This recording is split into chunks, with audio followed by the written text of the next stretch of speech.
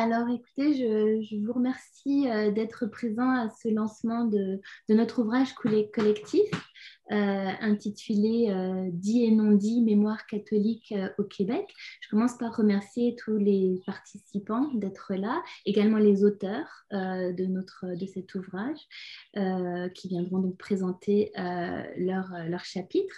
Avant de rentrer dans le vif du sujet, je voudrais donner la parole à Madame Diana Dimitrova, qui est responsable de la collection Matière à penser, une collection des presses d'Université de Montréal auquel notre ouvrage est associé. À toi la parole, Diana. Bonjour Géraldine, merci de m'avoir donné cette opportunité de présenter les collections. Je suis la co-éditrice en effet de la direction. L'autre co-éditeur est le professeur Marc Dumas de l'Université de Sherbrooke. Et je voulais simplement présenter les collections aux collègues qui peut-être ne connaissent pas encore cette collection, Matière à penser, aux presses de l'Université de Montréal. En effet, notre collection publie des études scientifiques et des critiques rédigées en français qui portent sur les religions ou sur les phénomènes religieux, indépendamment de l'approche. Donc, l'approche pourrait être phénoménologique ou historique ou textuelle, anthropologique, théologique, etc. Et ce qui est important de souligner, que la collection est financée par la Coopération canadienne des sciences des religions, dont les sociétés sont, et je vais lire, la Société canadienne des études bibliques, la Société canadienne pour l'étude de la religion, l'Association canadienne des études patristiques, la Société théologique canadienne, la Société canadienne de théologie et la Société québécoise pour l'étude de la religion. Nous sommes très heureuses d'avoir les livres de Géraldine Mossière publiés dans notre collection parmi 5 autres livres. 3 de ces livres sont sortis cette année, donc j'aimerais juste inviter tous les collègues et toutes les collègues qui ont des projets intéressants de me contacter. Il faut juste contacter moi et Marc Dumas pour signaler vos projets. Peut-être que pour mettre les projets déjà qui sont prêts pour les remises. Donc, merci beaucoup. Nous sommes ici pour discuter du livre de Géraldine, pas de les collections, mais je voulais juste vous présenter les collections. Donc, merci beaucoup, Géraldine. Merci à toi, Diana. Je poursuis avec les remerciements. Je voulais remercier le CIRES, Centre de recherche sur les religions et les spiritualités, d'accueillir notre événement, et je vais donner la parole à la directrice du CIRES. Merci, professeur Mossière. Bienvenue à tous. Je serai brève. Le CIRES est un nouveau centre de recherche sur les spiritualités et les religions qui a été mis sur pied à l'Université de Montréal, mais qui veut regrouper le maximum de ressources de personnes intéressées à l'étude du religieux. Nous sommes en développement et nous vous contacterons sans doute sous peu. Alors, j'ai bien hâte d'entendre les auteurs de ce livre. Merci beaucoup Solange, merci de nous avoir permis de tenir cet événement. Alors, l'ouvrage que nous présentons aujourd'hui fait suite en fait à une journée de travail qui a été tenue le 24 novembre 2017 et organisée par mon équipe de recherche dans le but de rassembler des spécialistes du fait religieux au Québec autour des premiers résultats que mon équipe de recherche avait produits à partir d'un projet ethnographique mené auprès de personnes québécoises issues du baby-boom. Alors, le projet de recherche sur lequel se basait cette journée était intitulé « Trajectoire religieuse et défis identitaires de franco-québécois nés catholiques, une ethnographie des itinéraires de sens », qui a été financé par le FRSC et qui, au moment où il a été conçu, ne visait pas tant le catholicisme que les trajectoires de croyances et de pratiques de la génération issue du baby-boom. Alors, à ses débuts, en 2013, le projet était guidé par de nombreuses questions. Quelles sont les trajectoires religieuses des Québécois nés et socialisés dans le catholicisme de l'après-guerre? Comment leurs croyances et pratiques s'articulent-elles à leur biographie personnelle et étapes du cycle de vie? Sur quelles innovations et hybridités religieuses reposent-elles? Quelles symboliques et éthiques offre-t-elle pour donner sens au parcours de vie, moments biographiques et expériences de la modernité? Et dans quelle mesure ces trajectoires reflètent-elles les événements identitaires et défis collectifs qui ont traversé la société québécoise au cours des dernières décennies? Alors, l'objectif était de saisir auprès de cette population les mécanismes d'une apparente contradiction entre, d'une part, un discours de mise à distance du religieux qui prévaut dans la province et, d'autre part, des pratiques et des croyances plus ou moins stables et organisées qui ponctuent les chemins de vie des Québécois, ainsi que la présence de bricolage et hybridité religieuse parmi toutes les strates de la population. Il s'agissait de s'intéresser à de curieux paradoxes. Tout en privilégiant la privatisation et l'individualisation de leurs croyances, les Québécois soulignent également le rôle central de l'institution catholique dans leur mémoire collective. Si les indicateurs traditionnels de la pratique religieuse affichent une nette diminution, le recours au rituel de passage semble constant. Alors que les Québécois entretiennent un rapport critique à l'autorité institutionnelle, ils maintiennent un niveau élevé d'identification à une forme de catholicisme que le mieux qualifia en son temps de culturel et qui tient difficilement compte de la diversification et des transformations internes à l'Église. Alors, plusieurs recherches empiriques ont déjà posé leur regard sur ces tendances. Je mentionne tout d'abord celle de Grand Maison et de Solange Lefebvre et de leur équipe qui a été menée dans les années 90 et dont l'objectif consistait à cerner les expériences et pratiques séculières, les courants religieux actuels de l'époque et les divers rapports à la tradition chrétienne. Les résultats indiquaient déjà des tensions intergénérationnelles. Et parmi les résultats, on notait également un rapport consacré aux baby-boomers qui les présentait comme une génération charnière. En 1990 également, Lemieux et son équipe se penchent également sur la dimension symbolique et subjective de la religiosité des Québécois, leur univers représentationnel, son évolution et sa structure de cohérence. Au milieu des années 2000, c'est l'équipe de Lemieux qui s'intéresse à la catégorie de Québécois qui se disent catholiques en examinant leur vie spirituelle, imaginaire religieux, ainsi que leurs orientations sociales et politiques. Plus tard, dans les années 2010, c'est Maintel et son équipe de recherche qui mènent une recherche ethnographique pour documenter la singularité du paysage québécois. La recherche décrit alors la diversité, la vitalité du religieux dans la province. Et là, le catholicisme se distingue entre autres par le dynamisme des services de la vie associative, par la vigueur religieuse des populations migrantes du Sud et par le renouvellement de certaines croyances et orientations rituelles. Alors, notre ouvrage collectif se situe dans la continuité de ces travaux qu'il tente de renouveler en portant l'emphase sur les acteurs et sur leur parcours, selon une perspective dynamique qui interroge le rôle des éléments biographiques et cycles de vie dans les identifications religieuses. Alors, les mutations des régimes de religiosité au Québec s'inscrivent dans des tendances lourdes, plus communes aux pays occidentaux d'héritage chrétien.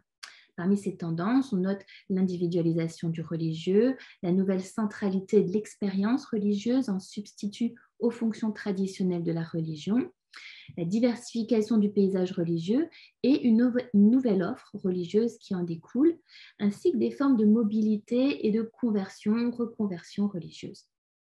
À cet égard, les transformations rapides et profondes qu'a connues la société québécoise font de la scène locale un cas unique et peut-être avant-gardiste, caractérisé par un processus de sécularisation radicale et de déconfessionnalisation et de décléricalisation des institutions publiques que la province a entamé depuis les années 60.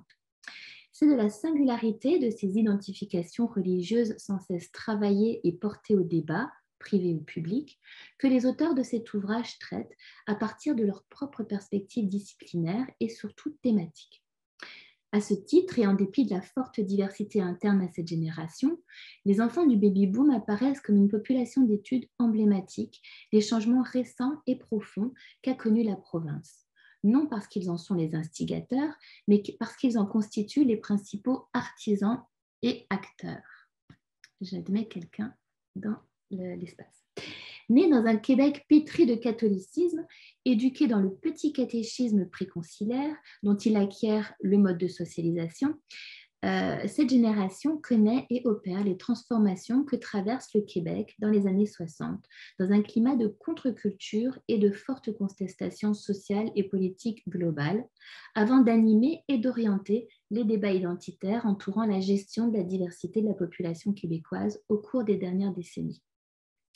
Cette classe démographique qui apparaît comme la plus importante dans la province constitue dès lors une population charnière dans l'histoire du Québec, non seulement par la rupture qu'elle marque dans la continuité générationnelle, mais aussi par la critique de l'ordre établi que ces choix de vie manifestent, notamment au niveau religieux et familiaux. Les contributions de cet ouvrage s'attachent à saisir le religieux, mouvant et fluctuant tel qu'il se vit auprès de cette génération, dont les cheminements de vie et les parcours religieux individuels entrent en résonance avec les changements sociaux, culturels récents du Québec. Toutes les contributions reposent sur des données empiriques, collectées par la méthode qualitative, à l'exception des discussions démographiques de Ignace Olazabal et statistiques de Sarah Wilkins-Laflamme. La plupart des contributions analysent des données collectées dans le cadre de mon projet ethnographique mené avec mon équipe. Seuls les chapitres de Marianne Burkhardt, Deirdre Meintel et Meunier et ses associés présentent des résultats issus de leur propre collecte de données. Alors, l'ouvrage présente les résultats de recherche de mon équipe en introduction. Je vous invite à lire l'introduction pour en savoir plus, puisque le temps est un petit peu compté. Mais ce qui est intéressant, c'est que ces résultats entrent en résonance ou sont affinés ou précisés par les contributions des auteurs de l'ouvrage. De façon générale, on pourrait dire que les auteurs traitent de la complexité du rapport aux religieux des populations issues du baby-boom en abordant des questions telles que l'expression et la gestion du religieux dans la sphère publique, la diversité interne à la génération issue du baby-boom, la recomposition d'une modernité religieuse en train de se faire, l'émergence de la spiritualité et le projet de développement du soi, ou encore la créativité dans le religieux. Les contributions présentées dans cet ouvrage se rejoignent par l'intérêt qu'elles portent à l'expérience vécue et racontée des individus pour saisir les processus de mise en sens et les mouvements d'identification propres aux étapes et événements charnières des biographies personnelles et collectives. Toutefois, il faut souligner que les textes rassemblés dans cet ouvrage ne couvrent évidemment pas toute l'étendue des comportements et discours religieux des Québécois issus du baby-boom. Ils contribuent néanmoins à documenter le processus de construction de la mémoire collective au Québec en portant la focale sur les individus et sur l'insertion de leur expérience personnelle et sociale dans des cosmologies en constant remaniement. Avant de passer la parole aux auteurs présents, j'aimerais évoquer deux absents qui n'ont malheureusement pas pu se joindre à nous. Tout d'abord, le sociologue Marianne Burkhardt, qui ouvre la section sur les catholicismes en transformation. À partir de 3 histoires de vie religieuse collectées auprès d'activistes séculiers et humanistes ayant participé aux récentes mobilisations de la société civile autour de la question de la laïcité, Marianne Burkhardt analyse l'enchevêtrement entre les histoires de vie personnelles et le changement culturel du Québec à travers le travail complexe du moi et de l'héritage catholique. Également le témoignage de Pierre-Alexandre Richard qui clôt l'ouvrage.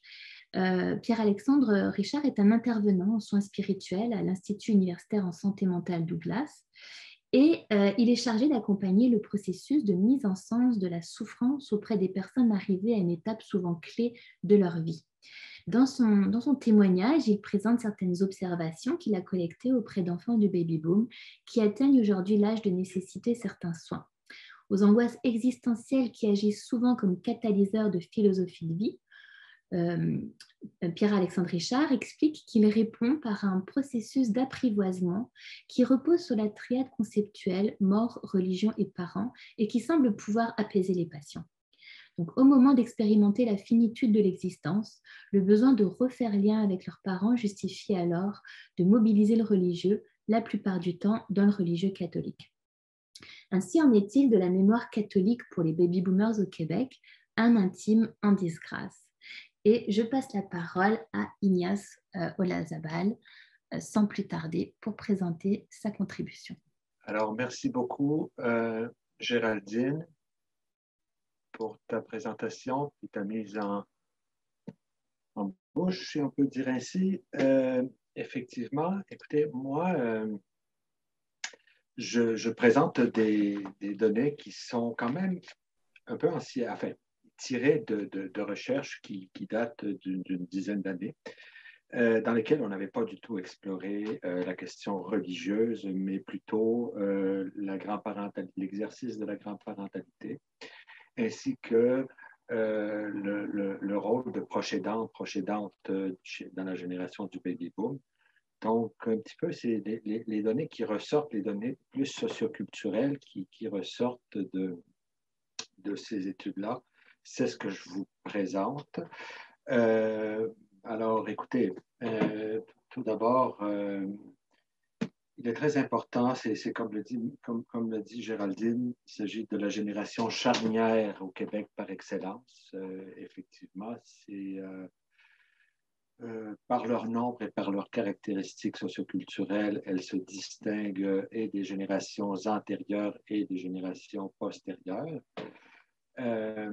Donc, je m'intéresse ici, enfin, je vais juste établir un petit peu un portrait très, très général qui est à la fois démographique et socioculturel, sans entrer dans des dimensions précises, ni sans aller dans trop de nuances. Okay? Donc, disons, à grands traits. Mais je pense qu'il y a quand même dans ces grands traits des choses qui se distinguent, qui ressortent par rapport à, comme je le disais, aux générations antérieures et postérieures. Donc, une question, quand on parle des enfants du baby boom, c'est une question démographique. Quand on parle des baby boomers, nous parlons davantage donc d'une question sociologique. Le baby boom est un phénomène qui est propre à certains pays occidentaux, comme le montrent Reher et Pan-Pavel. Et ça, c'est quand même intéressant. Ce n'est pas tous les pays occidentaux qui ont produit un baby boom. Le Québec en est un, et puis son baby boom est plus important qu'ailleurs. C'est probablement parmi les baby booms les plus importants en Occident, et ce pour diverses raisons.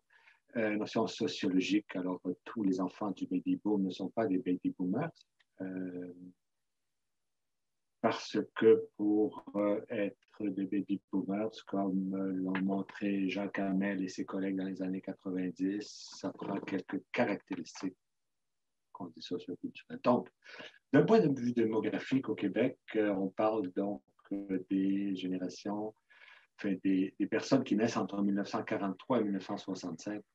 Une spécificité québécoise là-dessus. Le baby boom, on dit souvent qu'il commence en 1946. Non, il y a plusieurs pays, même en France, pendant la Deuxième Guerre mondiale, le baby boom commence déjà en 1943. Au Québec, c'est clair.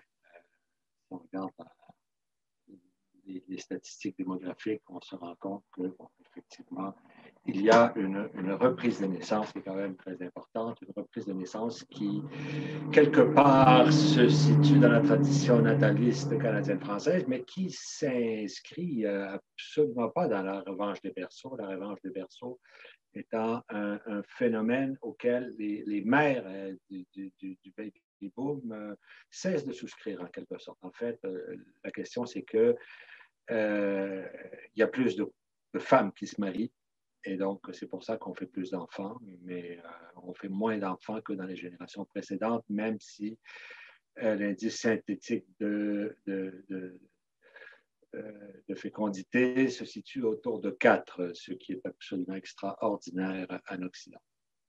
D'un point de vue sociologique, maintenant, ben, il faut bien voir que on parle donc d'effets de génération et de classe générationnelle. 1943-1965, c'est beaucoup trop long pour constituer une génération sociale. Et en fait, comme Fernand Dumont, entre autres, a bien expliqué, il y aurait lieu de faire des distinguos entre ce qu'on appelle donc des générations sociales ou des ensembles générationnels, lesquels sont de plus courte durée, c'est 7-8 ans en fait une génération. Aujourd'hui, c'est moins que ça. Alors, première génération, hein, les premiers nés du baby boom, 1943-1951. Deuxième génération, génération intermédiaire qui grandissent à l'ombre des aînés. Puis la troisième génération du baby boom, la génération dite X, qui ne s'identifie pas comme des baby boomers, même si ils adoptent quand même un certain nombre de valeurs qui sont les valeurs de leurs aînés, mais en règle générale, le baby boom, les baby boomers, comme il est établi dans le présent ouvrage, 1943-1958, enfin, grosso modo, c'est première et deuxième génération. Ceci dit, ce n'est pas tout. En fait, tous les enfants du baby boom ne sont pas des baby boomers parce que tous n'ont pas vraiment souscrit au changement social, hein, aux valeurs des années 60, aux valeurs des années 70. Il y a quand même une partie très, très substantielle des enfants du baby boom qui vont rester un petit peu, à certains égards, pas tous les égards, mais un petit peu dans une tradition, dans la tradition de leurs parents, de leurs grands-parents, de leurs ancêtres.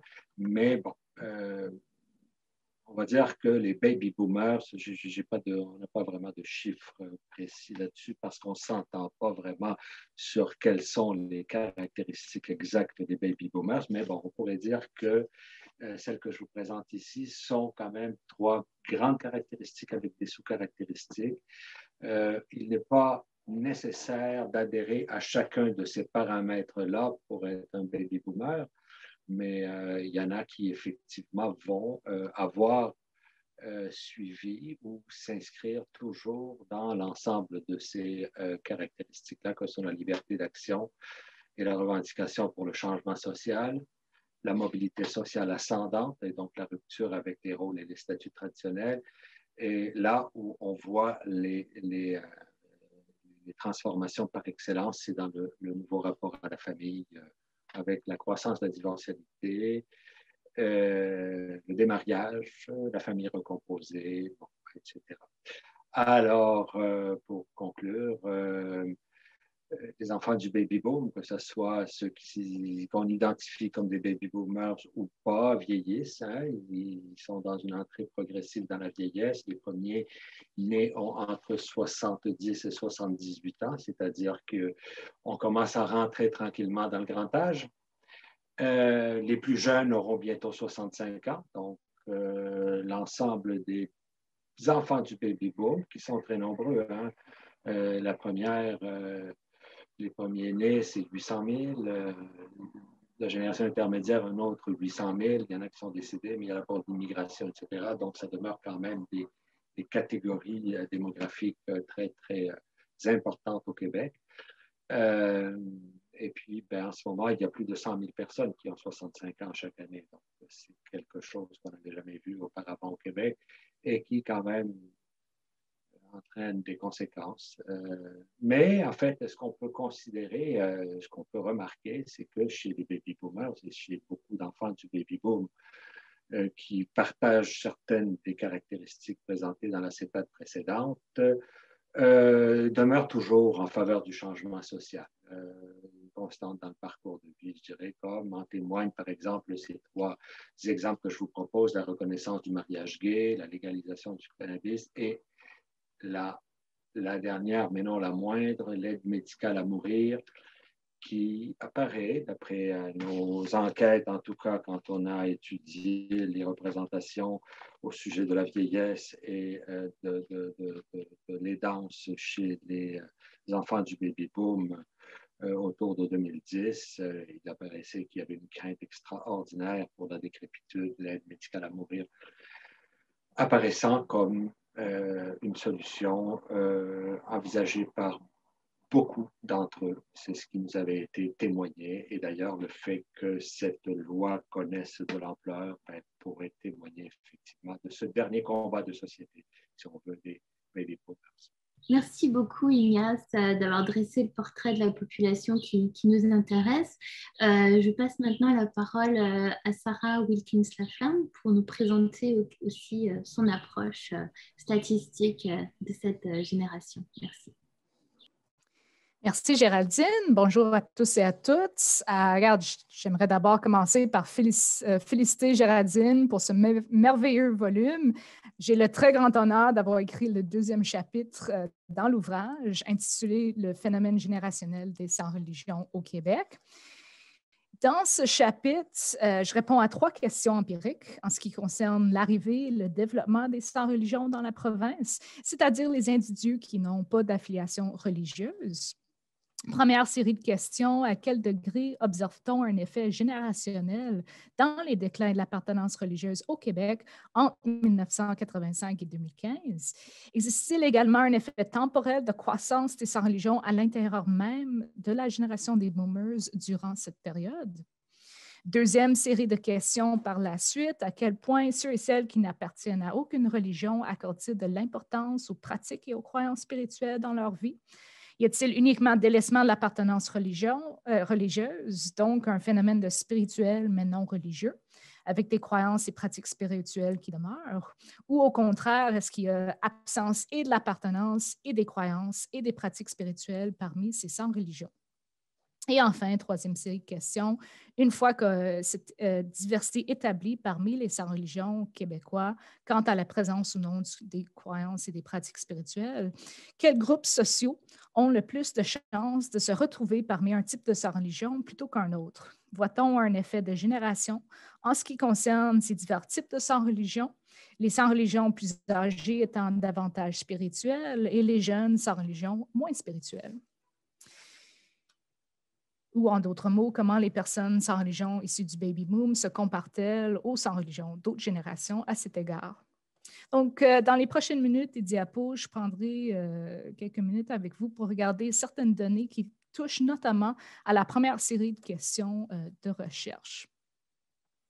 Je vais essayer de rester dans mes 8 minutes, Géraldine. Donc, il n'y aura pas trop de stats, je vous promets.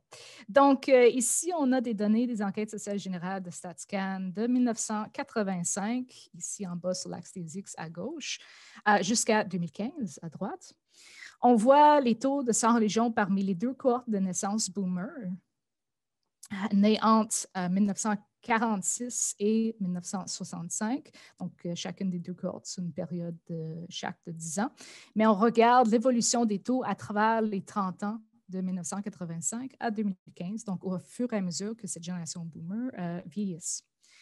Donc, on peut voir comment le taux de sans-religion demeure relativement stable sur les 30 ans entre 1985 et 2015 pour ces 2 cohortes de boomers.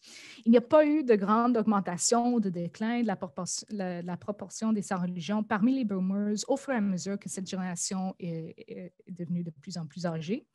Les taux de sans-religion demeurent relativement stables autour du 5 % de la population des boomers, parmi, et c'est bien noté ici, c'est parmi la population francophone qui est née au Canada et qui réside au Québec au temps de l'enquête. Il y a une petite augmentation au milieu des années 2000 des sans-religion parmi les boomers, puis ensuite un petit déclin au début des années 2010. Mais on voit cette tendance de petite montée, de déclin à travers toutes les populations au Canada. Et donc, je crois que c'est surtout en raison d'un petit changement dans la façon dont la question de l'affiliation religieuse a été posée dans les enquêtes sociales générales à travers cette période de 10-15 ans. L'augmentation des taux de sans-religion au Québec se fait surtout de façon intergénérationnelle, donc à travers les générations. Donc, on ne voit pas une augmentation parmi les boomers, mais on la voit lorsqu'on regarde la génération X et la génération Y. Donc, ici, on a par exemple le même graphique, mais pour la génération X. Donc, on peut voir que le taux parmi les 2 cohortes de la génération X sont plus élevés que parmi les boomers. Et encore une fois, si je continue, encore plus élevé chez la génération Y.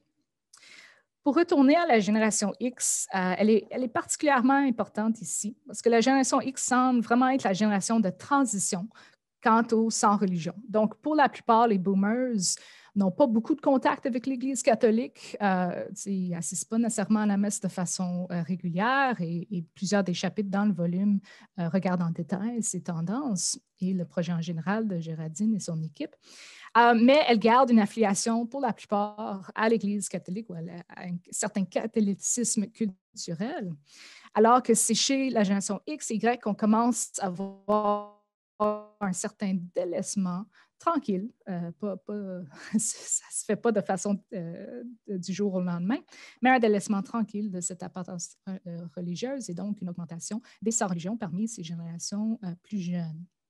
Les taux de sans-religion parmi les X plus vieux, nés entre 1966 et 1975, ressemblent plus à ceux des boomers, donc ceux de leur génération précédente, même qu'un peu plus élevés, autour du 10 pour cette cohorte de naissance de la génération X. Alors que les taux de sans-religion parmi les X plus jeunes, donc nés entre 1976 et 1985, ressemblent beaucoup plus à ceux de la prochaine génération, la génération Y, plutôt autour du 20 qui se disent sans religion.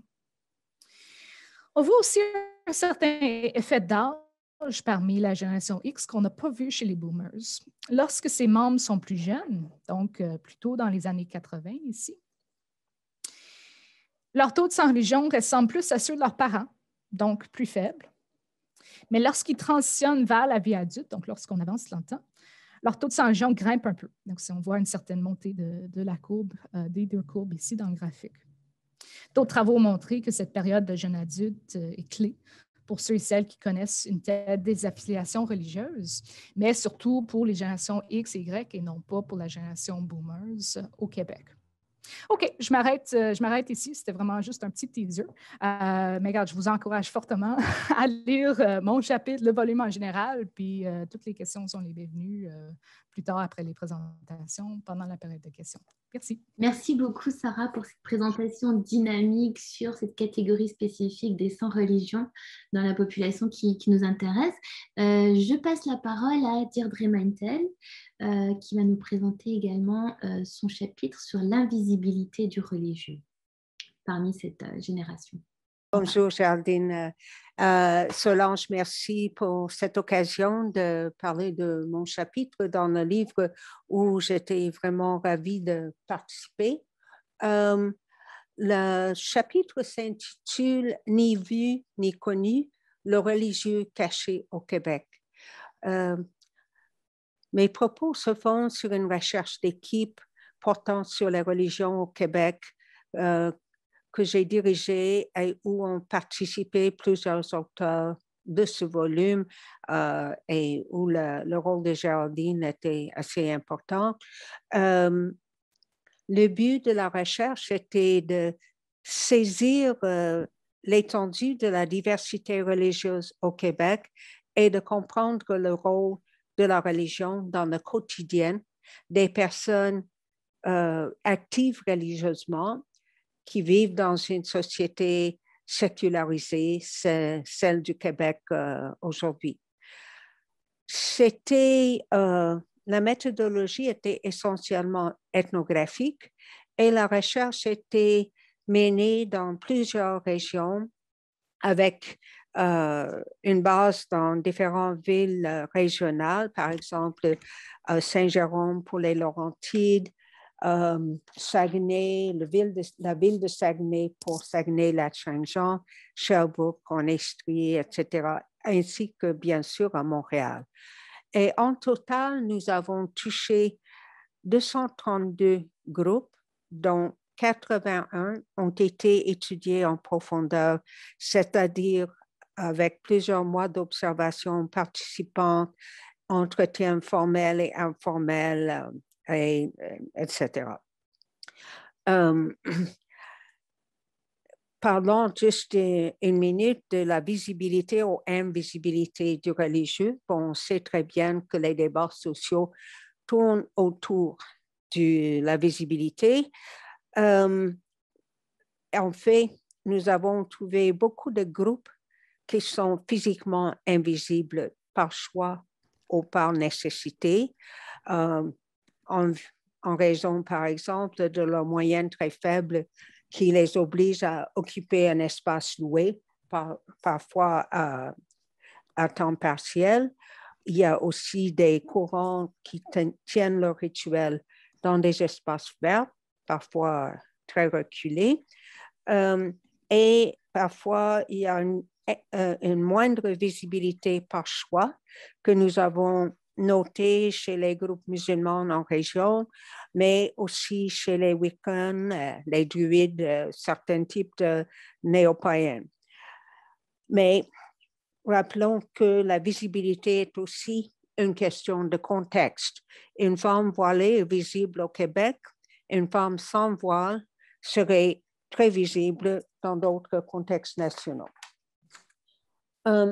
Nous avons remarqué un certain nombre de tendances qui sont généralisées dans le monde. Par exemple, l'omniprésence de la guérison, dans le sens de mieux-être. La circulation religieuse, les multiples fréquentations, les changements de religion, dans certains cas. L'individualisation et subjectivation du religieux, soit la mise d'accent sur l'expérience vécue et sentie, ce qui amène aussi à beaucoup de bricolage personnel. Et bien sûr, une distinction très forte au Québec entre spiritualité versus religion chez les gens que nous étudions. Mais ce qui distingue le Québec en tout ça, et je dirais surtout la majorité sociale, les néo-Québec, de souche française, etc., les franco-québécois, comme on dit, c'est la grande vitalité du religieux invisible, ou presque, qui est complété par un tabou social sur le religieux. Systématiquement, les personnes religieusement actives que nous avons rencontrées, surtout celles issues de la majorité, nous disaient qu'ils ne parlaient pas avec leurs proches, parfois même pas avec leurs conjoints, de leur fréquentation, croyances, activités religieuses. On a eu un cas où l'assistant est tombé sur des membres de sa famille quand il faisait une observation de groupes religieux évangéliques. Ça, nous avons trouvé dans toutes les régions, à Montréal comme ailleurs. On pourrait dire qu'on était arrivé vite au point de la saturation, mais nous avons continué à poser la question parce que nous voulions vraiment vérifier est-ce que ça incluait les différentes régions, différents courants, plus marginaux, moins marginaux. Et systématiquement, c'était le cas au point où une réponse différente à la question « parlez-vous », etc., avec vos proches, une réponse différente nous aurait étonnés. Notamment, les jeunes adultes actifs dans un courant religieux spirituel disaient ne pas parler avec leurs parents, boomers, parce que ces derniers étaient, comme ils disaient, allergiques à la religion. Les gens avaient peur de chicanes en famille, peur d'être ridiculisés, peur de scandaliser leur clientèle dans le cas de personnes instruites qui étaient assez nombreux dans certains courants moins connus comme les groupes ayahuasca, par exemple. Et souvent, les gens qualifiaient leur fréquentation et activités religieuses comme spirituelles et donc pas religieuses. Ça aussi contribue à l'invisibilité. Nous avons trouvé ça chez les évangéliques, dans les groupes spiritualistes, les groupes yogiques, bouddhistes, etc. Alors, quelles sont les implications de ce tabou? Bon, premièrement, c'est clair, la religion ne fait plus partie du tissu familial pour beaucoup. Au contraire, c'est la source de conflits potentiels. Les gens ne connaissent pas les fréquentations, croyances ou pratiques de leurs proches et ça amène à d'autres conséquences concernant la fin de vie, concernant les maladies graves, là, il y a deux tabous qui se rencontrent. Le tabou contre la mort et le tabou de la mort, de la mortalité, et celui du religieux. Ça aussi, il y a aussi une image de la société qui est déformée, la notion que les immigrants sont très religieux et les natifs presque athées. Ni l'un ni l'autre est vrai. La religion devient donc le fait de l'autre, ce qui facilite l'hostilité envers le religieux que certains patients rencontrent dans les milieux de soins. Et encore, c'est notamment de la part de certains soignants de la génération boomer. Finalement, la recherche ne nous permet pas de savoir pourquoi ce tabou si fort au Québec.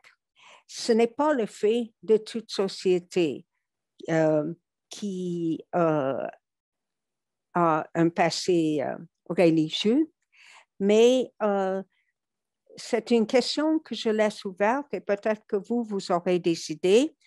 Ça connote presque une sorte de honte concernant le passé, assez près de certains stéréotypes concernant l'histoire de la Révolution tranquille.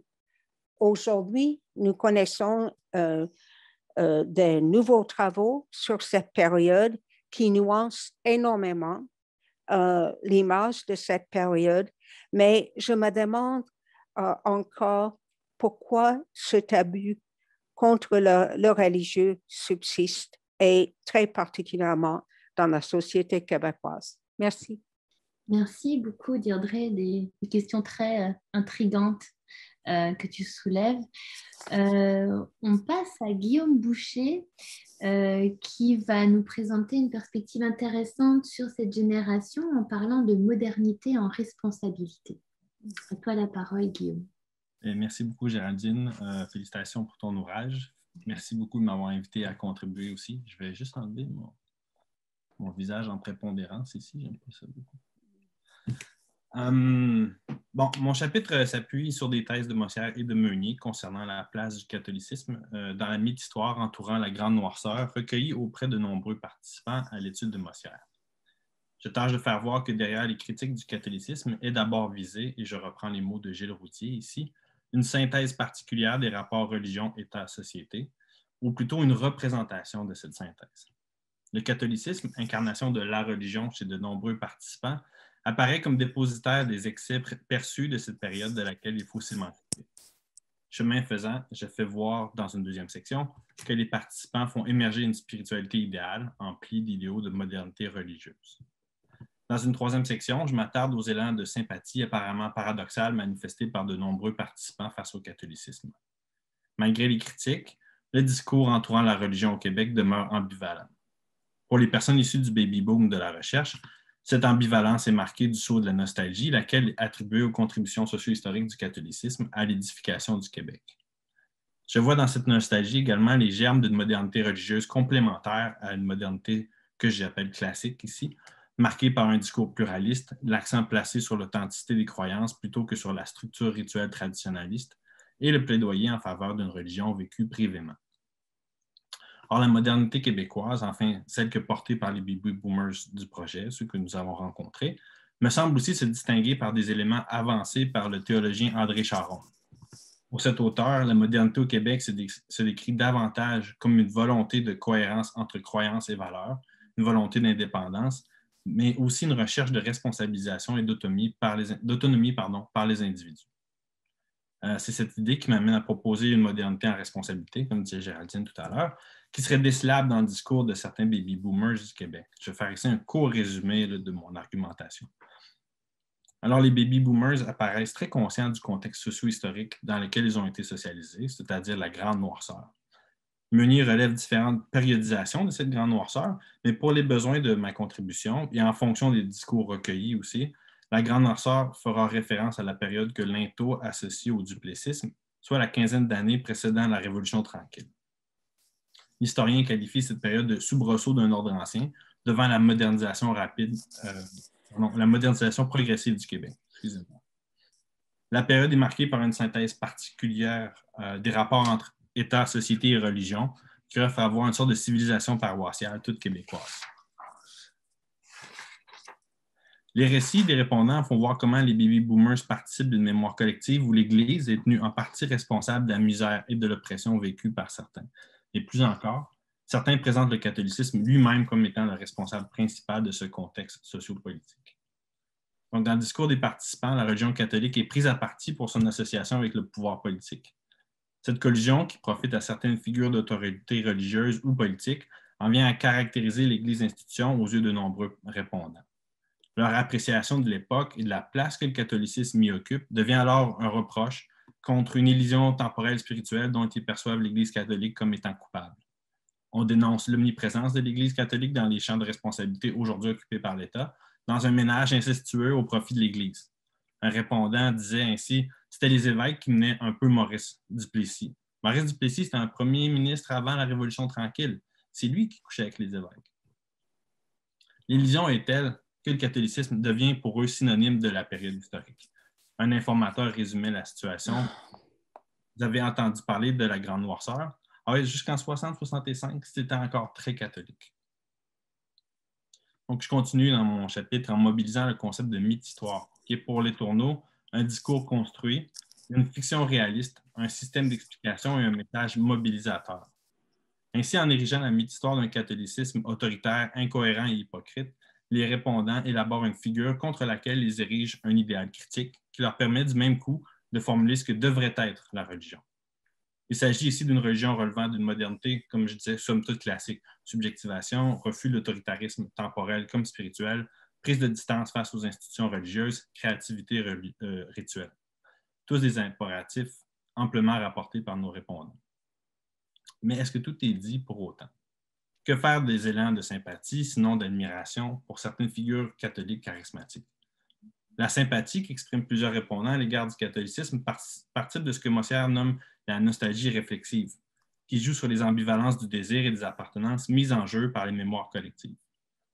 Or, derrière ces réponses, je vois aussi des aspirations complémentaires à celles de la modernité classique. André Charon offrait un modèle de modernité privilégiant l'autonomie de la pensée et de la conduite, la responsabilité, l'action transformatrice, en contrepartie des modèles de convention, d'imitation et de soumission. Cette modernité émerge du passage d'une société de prescription, où l'appartenance est sommée par les autorités temporelles comme religieuses, à une société d'inscription, où les personnes individuelles devenues sujets doivent se choisir et se déterminer une échelle de valeur et un mode d'insertion dans le monde. La proposition de Charon recoupe certes la modernité classique dans son refus de prescription de tous ordres, mais il la développe également, il me semble, par sa mention de 2 points, c'est-à-dire l'idée de responsabilité et celle d'inscription. La responsabilité, c'est-à-dire une prise en charge de soi, une autonomie dans l'application, le développement de sa vie spirituelle, s'observe assez facilement dans le rejet de l'autoritarisme et de la conformité, exprimé généralement par les répondants. Mais elle peut également se voir dans les exigences de la vie spirituelle qu'ils mettent de l'avant. Pour une personne, celle-ci passe par l'exigence de se développer dans toutes les sphères de sa vie. Pour une autre, il s'agit de modifier son comportement ou sa pensée pour qu'il soit en adéquation avec son propre cheminement intérieur. Et pour un dernier encore, j'ouvre la citation, « Si on veut vivre en société agréablement, il faut être capable, il faut faire des règles. Mais pour faire ces règles-là, il faut s'élever un peu du quotidien et avoir de l'humanisme. » Cette mise en lien avec la société, avec l'autre, m'amène à la notion d'inscription avancée par Charon. La place qu'un individu occupe dans une société ne va plus de soi dans une société qui n'oblie plus à un régime normatif strict et défini. L'inscription sociale ne peut se faire qu'à la force de la créativité des individus qui se trouvent responsables de trouver leur propre place. Pour certains, l'Église devient alors les gens, généralement. Pour d'autres, il s'agit d'une implication auprès d'autrui. J'ouvre des citations. Que tu ailles à l'Église et que tu t'impliques dans une paroisse ou que tu t'impliques dans une autre, ça reste une implication. C'est ce qu'on appelle « tu fais partie d'une communauté ». Ferme les citations. Les qualités relationnelles portées par la religion, telles que la solidarité, la charité, l'amour, l'échange et tout ça, de tolérance aussi, ferme de citation, sont également mises de l'avant par de nombreux répondants. Bref, en termes de fond du discours sur le catholicisme, ce qui est constaté, c'est le lien contesté, pas constaté, ce qui est contesté, pardonnez-moi. C'est ce lien entre société et religion qui permet et cache les abus et les incohérences des figures d'autorité. La remise en question porte avant tout sur la civilisation paroissiale qui confond espace public et privé et qui s'appuie sur des normes ecclésiastiques et une figure d'obéissance correspondante. En filigrane, le discours des baby boomers exprime donc une quête d'émancipation sociale, personnelle et spirituelle, mais aussi un désir d'inscription au sein d'un ordre symbolique plus grand, voire d'une appartenance à quelque chose qui les dépasse, mais qui serait moins normatif et contraignant que les normes du mythe qu'ils ont élaborées. Je vous remercie de votre patience. Merci beaucoup, Guillaume, pour cette présentation. Et je passe la parole à Martin Meunier qui va nous présenter un texte écrit à 6 mains, donc avec Sarah Wilkins-Laflamme et Jean-Philippe Perrault, un texte sur une recherche qui est en cours. Alors à toi la parole, Martin. Merci beaucoup, Géraldine. Merci pour cette invitation. Très heureux d'être ici.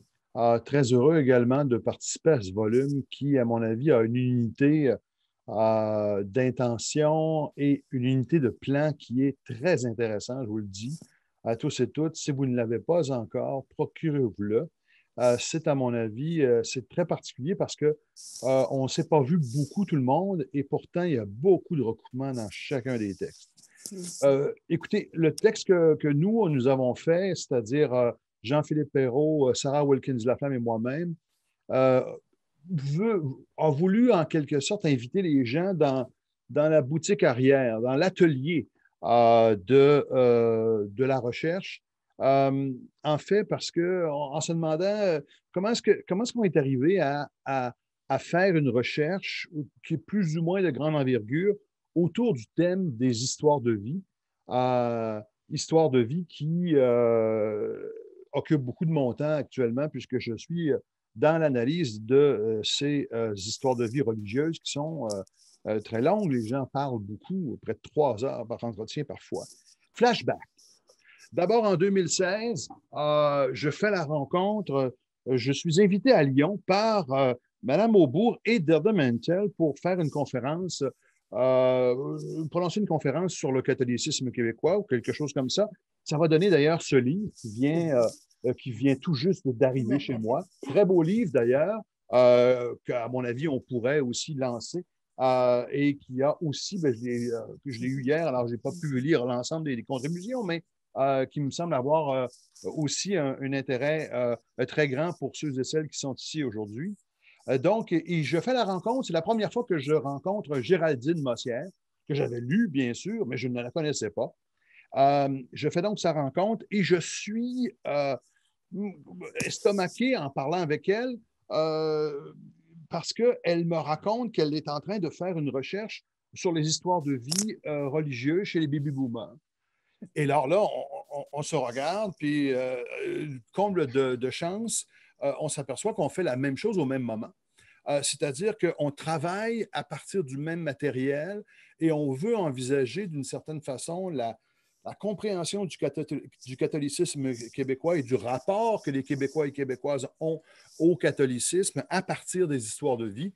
C'est le début, on pourrait dire, d'une très longue collaboration. D'ailleurs, on va presque signer un pacte de sang puisqu'on va ensemble décider, Géraldine va devenir d'ailleurs collaboratrice dans notre groupe de recherche, on va collaborer ensemble et en quelque sorte, on va se jurer amitié en se séparant en quelque sorte des territoires et en se disant, on ne va pas refaire ce que vous avez fait. Au départ, nous devions, nous aussi, travailler sur les baby boomers. On s'est dit, non, on va arrêter les 55 ans et moins et on va vous laisser en quelque sorte les 55 ans et plus, en fait, au moment où ça se passait. Aujourd'hui, ces 55 ans ont déjà malheureusement 60. Enfin, mais le temps passe, comme vous le savez. D'où vient une telle recherche, donc, de notre côté? Comment sommes-nous venus à l'idée d'appréhender le religieux par les histoires de vie? Évidemment, on n'est pas les premiers à avoir fait ça, mais force est de constater qu'il n'y a pas beaucoup d'études qui ont misé sur les histoires de vie depuis les études de Grand Maison et de Solange Lefebvre. nous avons, commencé les études sur le catholicisme à partir de la phase 1, qui était une espèce de grande étude sur le catholicisme culturel au Québec à partir d'une analyse quantitative. C'est d'ailleurs là que j'ai fait la rencontre de Sarah Wilkins-Laflamme comme étudiante d'abord, puis ensuite qui deviendra collègue en quelque sorte. La phase 2 qui va s'intéresser non plus à des statistiques, mais à un volet plus qualitatif. En fait, c'est parce que dans la phase 1, une des découvertes qu'on avait fait, j'aurais pu perdre ma maison si je l'avais parié, c'est qu'on a découvert qu'il y avait encore près de 70% des enfants qui étaient baptisés autour de 2000, l'année 2001. Et on a vraiment recalculé beaucoup de fois pour être certain que c'était bien le chiffre, et c'était bien cela. Mais force est de constater que depuis 2001, le taux de baptême par naissance a baissé de 70% à peu près à maintenant aujourd'hui en bas ça vient de tomber en bas de 40%. On est à 36, 37, quelque chose comme ça aux dernières nouvelles. Donc, ça s'est vite tombé. Mais au départ, on se demandait, c'est particulier. On a des gens qui, ne participent pas à la messe, bien sûr, si on savait ça déjà, se disent catholiques davantage sur le plan de l'identité, mais en même temps, vont continuer à inscrire leur enfant dans l'institution catholique par le baptême. Et donc, on a fait des entretiens, plusieurs entretiens sur qu'est-ce que ça voulait dire être catholique pour les gens. On a également demandé qu'est-ce que c'était le baptême pour eux, pourquoi ils avaient fait baptiser leur enfant, etc. Et de cela, on était un peu déçus des réponses et on s'est aperçu que c'était d'abord plus fluctuant. Et les gens nous disaient, ça dépend, aujourd'hui c'est comme ça, mais hier c'était pas comme ça. Et de cela, on s'est dit, il serait intéressant de mettre ça dans un modèle plus long et de poser la question, de revenir au fond au début de l'histoire de ces gens-là. Les premières questions qu'on posait touchent essentiellement toujours à peu près toujours la même chose. Parlez-nous de la religion chez vos grands-parents ou chez vos parents. Et de cela jusqu'à le moment contemporain, l'âge actuel de la personne.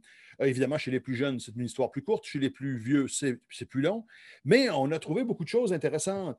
D'abord, qu'il y a un rapport de fluctuation qui est majeur, c'est-à-dire que très peu de gens ont une continuité en matière de religion. Ça, on le savait déjà, mais là, on a vraiment beaucoup de points là-dessus. D'ailleurs, ce sont des résultats aussi qui sont corroborés par l'équipe de Mossière.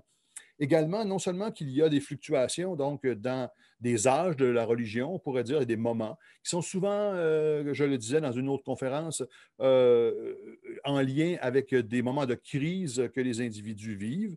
Et il faut voir que, donc, d'une certaine façon, le rapport au religieux va changer. C'est Derdemantel qui parlait du rapport à la famille tout à l'heure. Et ce rapport-là va se déstructurer. On a une religion qui est beaucoup plus individualisée en rapport au choc de la vie qui touche l'intimité presque des personnes. Et j'aimais bien quand elle parlait de la question des couples, parce qu'on a souvent dans plusieurs entrevues, on a d'ailleurs ce rapport au couple-là qui est posé. Et beaucoup de gens, je vais vous le dire, ne parlent pas de leur rapport au religieux avec leur conjoint et leur conjointe, ce qui montre avoir une sorte de subjectivation, mais même presque une intimité du religieux qui est en train de poindre dans cette nouvelle dynamique-là. Quel est l'intérêt donc de l'article que nous avons fait pour l'ensemble du collectif? C'est d'abord de donner, je dirais, des points d'entrée différents, mais importants pour comprendre des problèmes qui sont à peu près similaires. Aussi de donner certains traits, certaines pistes d'une base de données qui est différente chez les plus jeunes, donc pour la comparer avec les bébés boomers, justement. Cette comparaison, elle me paraît essentielle et on va certainement l'établir davantage dans le futur.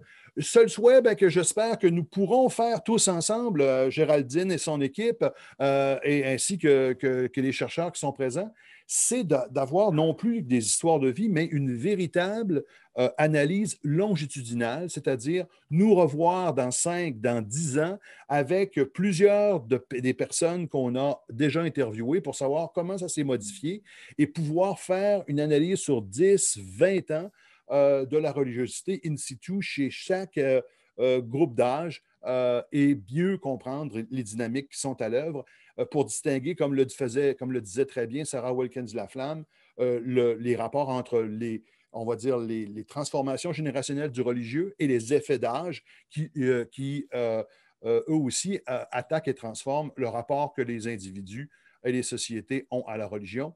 C'est donc une invitation à lire ce chapitre, mais également tout le volume qui m'apparaît d'une cohérence, je le disais, très, très grande. Il va certainement y avoir d'excellents comptes rendus qui ont été écrits de cet ouvrage collectif que je salue et que je remercie donc Géraldine Mossière de m'avoir invité à contribuer à ce livre. Merci.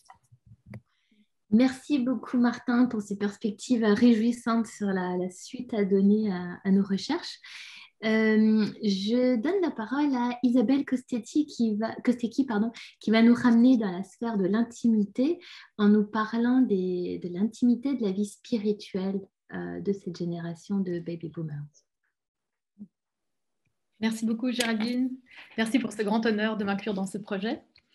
Donc, je présente aujourd'hui, en fait, dans le chapitre, je présente une analyse du corpus de données selon l'angle des rituels que les répondants pratiquent aujourd'hui, c'est-à-dire à l'époque où est-ce qu'ils ont été interviewés. Et l'idée clé qui ressort de ces données, de l'analyse de ces données, c'est que les répondants interrogés tendent à avoir délaissé la pratique catholique institutionnelle et en vieillissant, ont orienté leur comportement religieux vers des rites de l'intimité. En d'autres termes, pour de nombreux répondants, l'essentiel de leur vie religieuse se déroule dans la sphère privée et se capte en regardant les rites intimes qu'ils improvisent souvent individuellement. Et c'est là qu'on voit apparaître une démarche de créativité rituelle de la part de nombreux d'entre eux. Alors, ce concept de rite intime ou de rite de l'intimité que je propose correspond donc à des ritualités personnelles peu normatives pratiquées par des individus dans la temporalité du quotidien et en dehors des institutions religieuses. Alors, cette catégorie de rites, dont la prière est emblématique, est prévalente dans les récits de vie collectés auprès d'une quarantaine de répondants. Donc, la méthode d'analyse qualitative s'est faite à l'aide de codages thématiques, par exemple les catégories prière, hommage, dévotion, ou des codes plus conceptuels qui ont fait ressortir la prévalence des pratiques tournées vers l'intériorité, par opposition aux pratiques liées à l'expérience religieuse collective. Donc, ce qui est intéressant, c'est que la catégorie des rites intimes est transversale à tous les profils religieux, incluant les non-pratiquants et les athées. Et de plus, pour la majorité des répondants qui n'appartiennent pas à la catégorie des pratiquants institutionnels, les rites de l'intimité peuvent être considérés comme l'essentiel de leur pratique religieuse à l'heure actuelle. Alors, les tendances que j'ai pu relever, c'est que dans un premier temps, ce qui apparaît dans les pratiques, c'est une motivation d'accéder à certains états de bien-être, de soulagement de la souffrance ou d'une qualité de conscience. Donc, on trouve vraiment le motif de la guérison dans ces pratiques-là. En vieillissant, la prière revêt une fonction adaptative pour faire face à des expériences d'adversité, de maladie ou de décès, ce qui rejoint les conclusions d'une recherche qui a été faite, une recherche similaire qui a été faite en Europe. Alors, les individus fréquentent des églises vides, par exemple, qui font figure de havre de paix. Et de façon récurrente, les participants à la recherche expliquent que les rites comme la prière, la contemplation, la méditation leur font du bien et décrivent leur pratique en termes explicitement thérapeutiques. Alors, j'aimerais vous donner maintenant l'exemple d'un rite pratiqué par un athée pour soulager sa souffrance, donner sa peine au nuage. Alors, il s'agit du cas de Bernard, 60 ans, électromécanicien, montréalais se disant athée, et qui nous explique que pour se séparer de sa douleur, j'ouvre les guillemets, « Ma douleur, pour m'en séparer, je ne l'ai pas donnée au bon Dieu, à Jésus-Christ, ou à quelqu'un que je connais ou que je ne connais pas. Je l'ai donnée à quelque chose de matériel, au nuage. Éloigner le mal et l'envoyer vers quelque chose de familier, de beau et concret, les nuages, vu qu'ils sont au ciel. » Il continue ensuite en rationalisant sa pratique en termes psychologiques. Puis, ça a marché, autant que si je l'avais donné au bon Dieu, si j'avais été croyant. Ça m'enlevait de la douleur, ça me soulageait physiquement et mentalement. Tu vas dire, c'est un genre de prière. Mais non, c'est pour conditionner mon cerveau, pour que ça se passe à l'intérieur de mon cerveau et non pas qu'il y ait quelqu'un d'autre qui vienne m'aider. Moi, je m'aide moi-même. Donc là, on a un exemple intéressant d'un rite improvisé et intuitif qui se déroule tout entier dans l'intériorité du sujet et qui, de son point de vue, opère un réenchantement de son monde tout en s'articulant à un discours rationnel. Dans d'autres cas, des répondants ritualisent des actions de la vie ordinaire dans le but de vivre une expérience de connectivité avec un tout naturel. On a une répondante, par exemple, qui dit jardiner comme une prière, en imaginant ses pieds se connecter avec le centre de la Terre et sa tête à l'univers. D'autres encore se façonnent des espaces-temps privilégiés en écoutant des mantras ou des chants religieux, en s'adonnant à une pratique artistique méditative ou à la marche, une prière en mouvement, dans le but de transcender le registre de la vie ordinaire et vivre une expérience qui renouvelle le rapport à soi et au monde, et les met ainsi en présence de fondements existentiels de la vie ou de la grandeur, la beauté ou l'absolu du monde. Que les répondants appellent ces actions de présence à soi et à l'environnement des rituels ou des prières, ou des moments, des techniques ou une belle habitude, il ressort une tendance à symboliser ou spiritualiser le quotidien ou le familier et à chercher le sacré dans l'immanence. Une autre observation qui ressort des données, les rites intimes mettent bien l'accent sur l'intériorité des acteurs, mais aussi sur la dimension relationnelle. Ultimement, les rites permettent de vivre des sociabilités intimes du monde réel ou du monde invisible ou métaphysique. Les répondants témoignent de pratiques de prière qui les mettent en relation avec leurs morts, les personnes aimées absentes, ainsi qu'avec des figures spirituelles. Systématiquement, on observe une motivation de créer une relation directe et informelle avec Dieu. Par exemple, Albert, 57 ans, qui s'identifiant comme catholique pratiquant occasionnel, explique vouloir se passer d'intermédiaire institutionnel et, comme il dit, prier le bon Dieu direct. Il continue en disant « comme si je parlais au téléphone. Je parle à Dieu que l'on connaît dans notre religion, mais je ne le prends pas comme un être suprême. » Il émerge dans plusieurs témoignages une conception d'un Dieu personnel et apprivoisé, avec qui renouer ou développer une relation personnelle, authentique et dynamique. Dieu, Jésus ou la Vierge deviennent alors des entités de proximité qui peuvent jouer le rôle d'un ami ou d'un confident. Dans le chapitre, je présente d'autres exemples pour montrer que les répondants cherchent à contacter leurs proches décédés lors de rites intimes, des prières, mais aussi de façon plus informelle, lors de songes, de visualisations. Parfois, cela implique aussi un triangle relationnel. Par exemple, s'ils sollicitent une figure du panthéon chrétien pour entrer en contact avec un mort. Alors, on a une répondante, par exemple, qui garde une icône de la Vierge au chevet de son lit et prie la Vierge pour se sentir plus proche de sa mère, qui avait une dévotion mariale.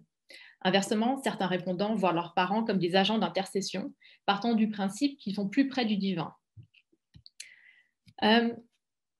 Donc, ce qu'il faut retenir en conclusion de cette analyse-là, c'est que les rites intimes ou les rites de l'intimité permettent d'aborder la religiosité qui échappe aux indicateurs classiques habituels, mesurés en termes de pratiques institutionnelles, comme la fréquentation du lieu de culte, par exemple.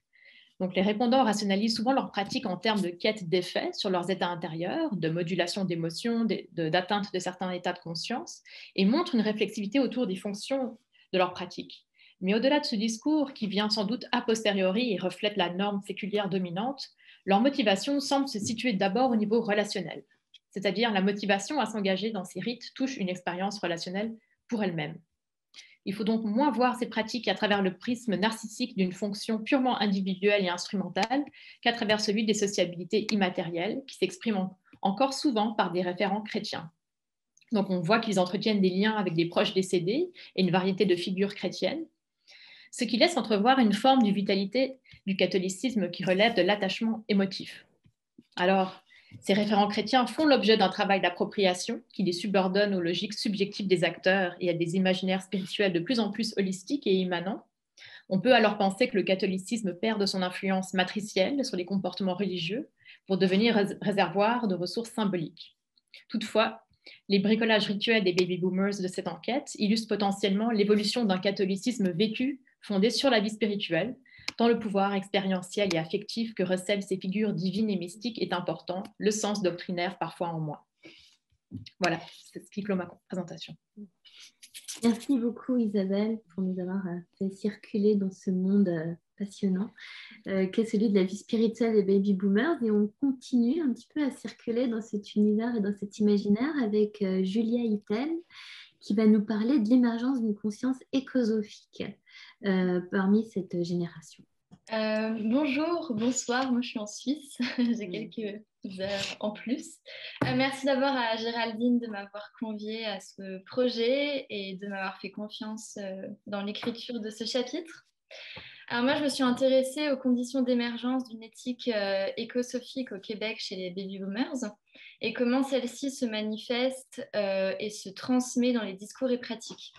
Donc d'abord, par éthique écosophique, j'entends une spiritualité séculière qui se définit comme une philosophie pratique visant à instaurer une nouvelle alliance entre soi, les autres et la nature, donc plus globalement entre l'humain et la nature. Alors cette éthique écosophique, on la retrouve principalement chez les baby boomers qu'on peut qualifier de créatifs culturels. Je vais dire 2 mots sur les créatifs culturels. C'est une typologie qui a été proposée par 2 chercheurs américains, donc Paul Ray et Sherry Anderson, qui avaient mené aux États-Unis une grande enquête pour établir un petit peu comment avaient évolué les valeurs au cours des années 80-90. Et ils avaient identifié 3 grandes typologies.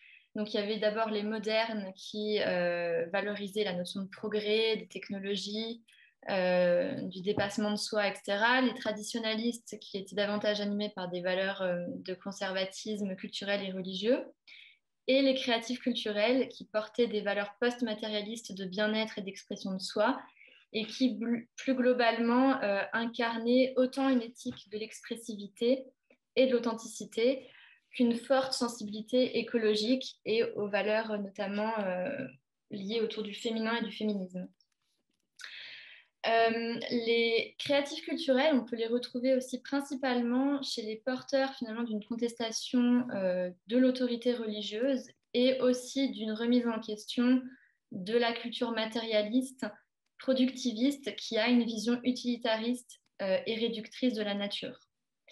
Donc il y a à la fois une remise en question du modèle religieux et du modèle systémique politique. C'est-à-dire qu'au niveau des valeurs, les créatifs culturels portent un autre regard sur la société et essayent de la changer à leur niveau.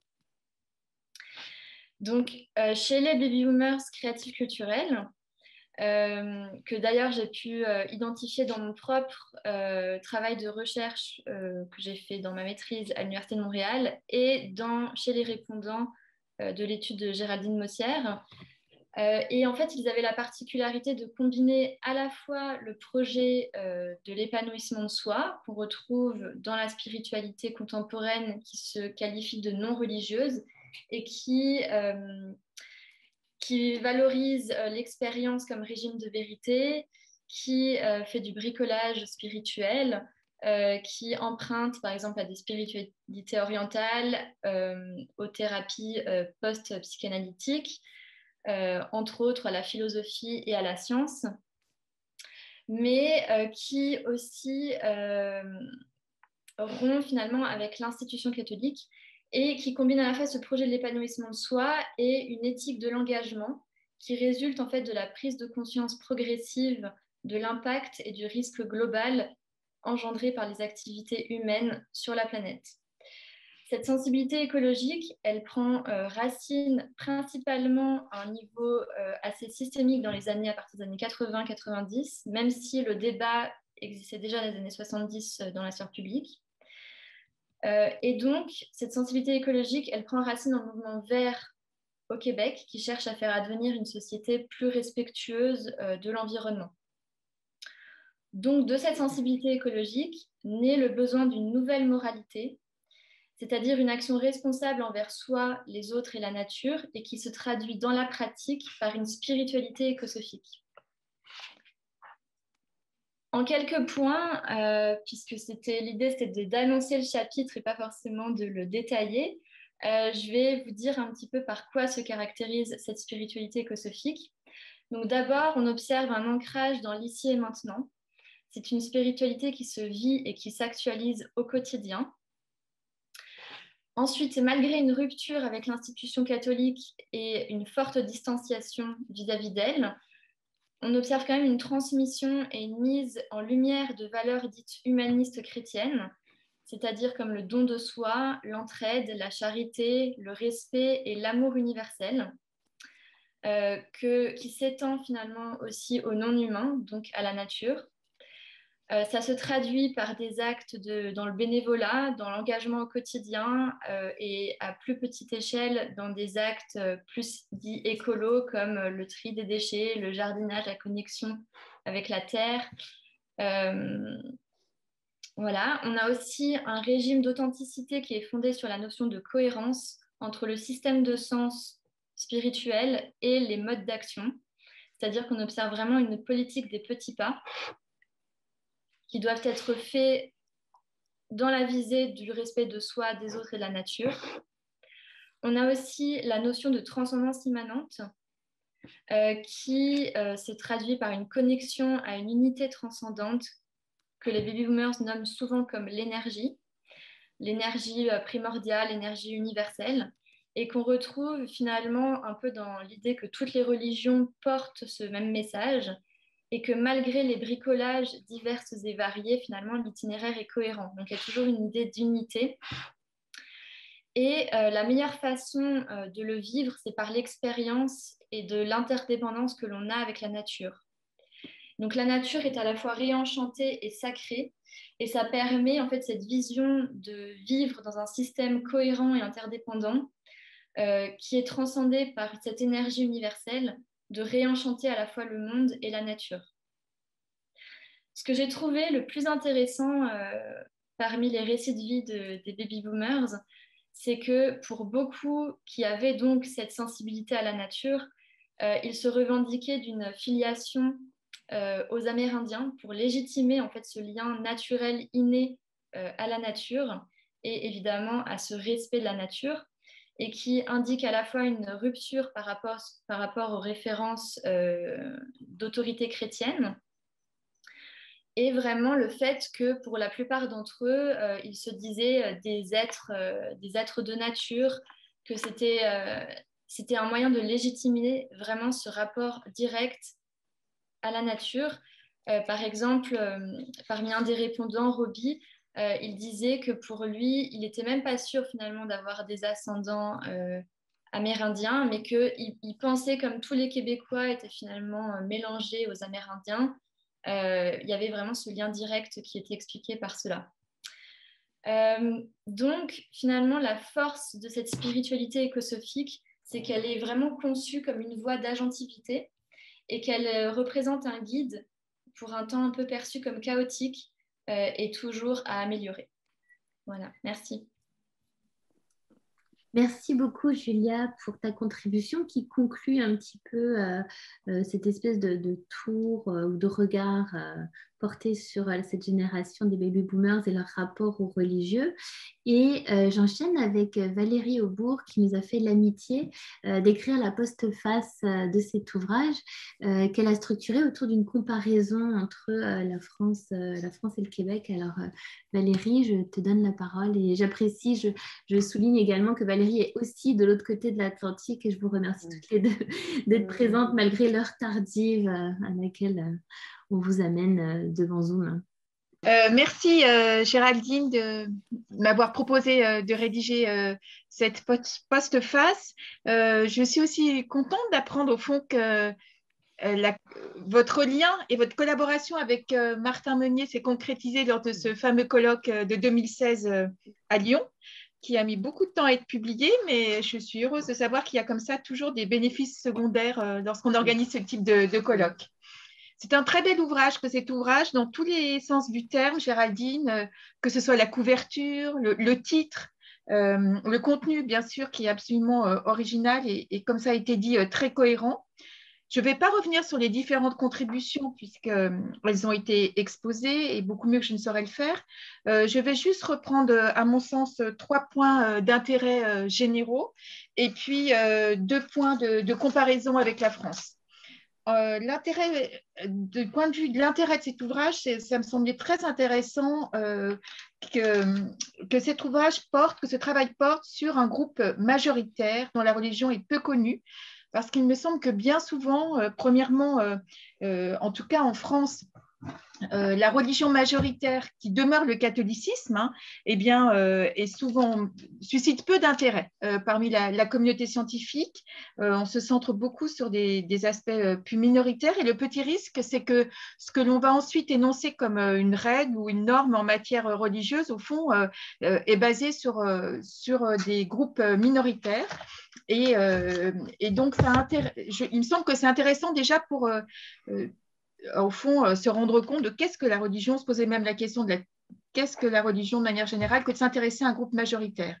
Alors, s'intéresser en plus au catholicisme, je me souviens que lorsque moi-même j'avais commencé à vouloir le faire, d'une jeune doctorante belge qui était venue me voir en me disant « Mais Valérie, quand même, pas le catholicisme, c'est vraiment pas sexy ».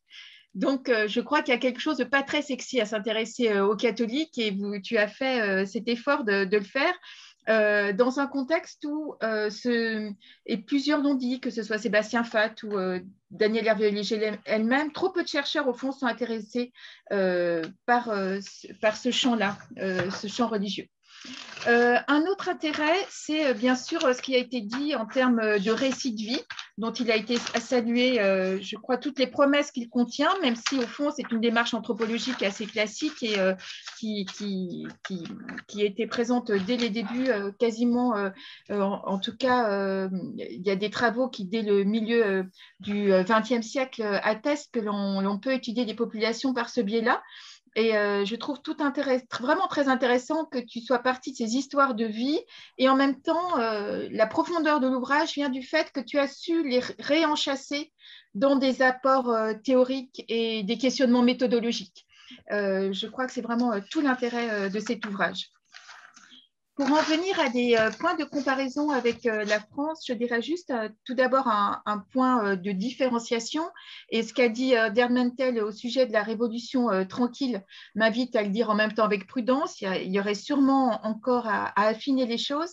Mais on est assez saisi dans cet ouvrage par la rapidité avec laquelle les changements semblent s'être effectués au Québec en une dizaine d'années, alors qu'en France, depuis le XVIIIe siècle, une sécularisation graduelle de la société s'était produite avec ses temps forts, ses temps faibles. Et cette progression sur le plan religieux fut accompagnée sur le plan étatique par des lois qui ont fondé la laïcité et permis à des citoyens français de vivre en dehors du cadre ecclésial sans se sentir accusés ou jugés. Au fond, les choses se sont produites relativement tranquillement outre-Atlantique, alors qu'au Québec, au contraire, on a l'impression que la révolution tranquille apparaît tout sauf tranquille. La déprise semble à la mesure de la pression préalablement exercée par l'institution catholique jusqu'aux années 60, alors qu'en France, en revanche, un tel système de chrétienté avait peut-être existé par le passé, mais il ne perdurait qu'à titre très exceptionnel dans quelques régions emblématiques au moment des années 60. De plus, il y a eu une présence constante d'un courant anticlérical, conjugué avec l'existence d'un libéralisme catholique au sein de l'espace ecclésial, qui participait à la réévaluation de la position de l'Église romaine dans le jeu des pouvoirs. Donc là, on a, il me semble, une différence. Alors, le point commun, en revanche, le point commun que ces itinéraires de boomers québécois m'ont semblé en retour mettre en lumière, c'est la génération de ces catholiques français qui sont nés après-guerre, qu'on range en France dans la catégorie de catholiques qu'on dit d'ouverture, à la différence des catholiques intransigeants ou des catholiques d'identité. Dans un ouvrage, Schlegel et Pelletier vont faire un ouvrage entier à leur sujet, et ils vont les situer sur le plan politique à la gauche du Christ. Donc, ils appartiennent à la même génération d'enfants du baby-boom. Ils sont marqués par des mutations culturelles et sociales sans précédent. Et en France, c'est ce fameux mai 68, avec une même volonté de rompre avec les mœurs et la tradition de la génération précédente, et avec des catholiques donc, qui portent un regard très positif sur les changements proposés par la société, avec laquelle ils souhaitent entrer en dialogue, apporter leur contribution, se faire aussi discret. Il y a une image qui est très couramment reprise en France pour parler d'eux, qui est une image biblique, au fond, c'est celle du levain dans la pâte, en disant ils préfèrent être le levain dans la pâte que la lumière sur le boisseau. Donc, on retrouve cette idée d'invisibilité, de discrétion, peut-être pas au même point que vous l'avez évoqué, mais en tout cas très fortement. Et il se situe au fond totalement dans la ligne des changements portés par Vatican II. très critique à l'égard des autorités religieuses et porteur de nouveaux modes, de nouveaux types de relations et avec la société et au sein de l'Église. Donc, il m'a semblé que c'était là sûrement un point commun. Et je suis aussi très intéressée par ce que j'ai réentendu ce soir, que j'avais lu dans vos différentes contributions et qui me semble être assez prometteur si on pouvait par la suite aller un peu plus loin dans une comparaison avec le terrain français et le terrain québécois. En tout cas, merci. Merci beaucoup à toi, Valérie, pour cette rétrospective très intéressante et distancée sur notre ouvrage. Et pour terminer, j'ai la joie d'accueillir Stéphanie Tremblay, qui est peut-être la première lectrice de cet ouvrage, puisqu'elle m'a dit rapidement, j'ai acheté ton ouvrage, je vais le lire. J'ai donc pensé l'inviter à commenter cet ouvrage. Donc Stéphanie est extérieure à la rédaction de ce collectif. Et je pense que je vais la présenter, professeure au département de sciences des religions à l'UQAM. Et donc, nous sommes toutes oui pour entendre en exclusivité ta lecture, les résultats de ta lecture. Merci beaucoup Géraldine. Merci pour ton invitation. Ça me fait très, très plaisir d'être ici. Merci à toutes les personnes qui ont contribué aussi à ce bel ouvrage. C'était vraiment un grand plaisir de vous lire et de voir à quel point, même si ça a été dit, je ne peux pas m'empêcher de le répéter parce que je pense que c'est une qualité formelle qui est importante, mais qui reflète aussi la façon dont vous avez pensé le fond de l'ouvrage, c'est-à-dire qu'il y a vraiment une cohérence interne remarquable dans l'ensemble des textes qui montre qu'il y a eu vraiment un travail de collaboration, je pense, qui a été fait tout au long de cette aventure-là. Et puis, ça se sent vraiment du côté du lecteur. En fait, l'ouvrage, je vous dirais, m'a tout de suite plu pour son titre et sa page couverture. J'ai toujours trouvé très, très beau et très bien titré. Dit et non dit, Mémoire catholique au Québec. Les textes qu'il rassemble sont en effet sous différents angles les mémoires intimes des Québécoises et des Québécois de culture catholique qui forment la trame d'idéaux, de croyances et de tabous communs. Le livre prend donc les allures à la fois d'un ouvrage savant, mais aussi d'une sorte de presque d'un album de famille ou d'un hommage à une génération à cheval entre la tradition et la modernité du Québec. Et puis moi, en tant que Québécoise, de franco-québécoise née catholique, Tremblay aussi, et puis j'avais l'impression de reconnaître plusieurs membres de ma famille élargie, des ancêtres aussi, des histoires qu'on m'avait déjà racontées. Donc, je pense qu'il y a plusieurs qualités qui sont propres à cet ouvrage-là et qui dépassent en fait et transcendent sa grande qualité académique. La publication s'inscrit aussi dans la continuité, plusieurs l'ont dit, de travaux québécois, qui depuis le début des années 90, mais aussi plus récemment depuis, entre autres, les travaux qui ont été évoqués par Géraldine, documentent l'évolution, les ruptures et les continuités du catholicisme culturel des Québécois, qui est toujours marqué, visiblement, par une relation d'amour-haine, comme l'appelle Meunier Laniel. Et ce renouveau stimulant des travaux sur la religion majoritaire ou la religion du centre, comme l'appelle aussi Jean-Philippe Perrault et ses collègues, auquel contribue cet ouvrage, témoigne vraiment de la richesse de cet objet complexe qui tranche avec la perception dont parle Valérie Aubourg dans son texte d'une religion trop familière ou saugrenue ou ringarde, qui a pendant un temps démotivé les jeunes chercheurs à se tourner vers le catholicisme. Et peut-être que, évidemment, cela vaut aussi au Québec, mais justement, je me dis en lisant ce livre-là et le nouveau champ dans lequel il s'inscrit, que ça indique peut-être que la paix des chercheurs québécois, parce que les chercheurs sont aussi des citoyens, qui font aussi partie de la même société, donc que la paix avec le catholicisme est peut-être en train de se faire dans une certaine mesure en revisitant le passé. Et le présent, les conditions de possibilité de connaissance, en fait, en matière religieuse. en revisitant ce passé, ce présent-là, au prisme de la nouvelle sensibilité historique, notamment, qui a mis en valeur le rôle moteur de l'Église et du catholicisme dans la modernisation québécoise. Alors, c'est vraiment un ancrage qui est fort intéressant. L'ouvrage se distingue en même temps de manière originale des recherches précédentes grâce à une méthode ethnographique qui est développée de manière tout à fait différente, originale et inspirée de la religion vécue, qui propose d'analyser donc à travers des récits de vie ou les trajectoires biographiques la fluidité, la dynamique des religiosités actuelles avec 2 questions que je rappelle, comment les itinéraires personnels associés au cycle de vie transforment les identifications religieuses et comment à leur tour les parcours individuels expriment des transformations culturelles plus larges à l'échelle de la société.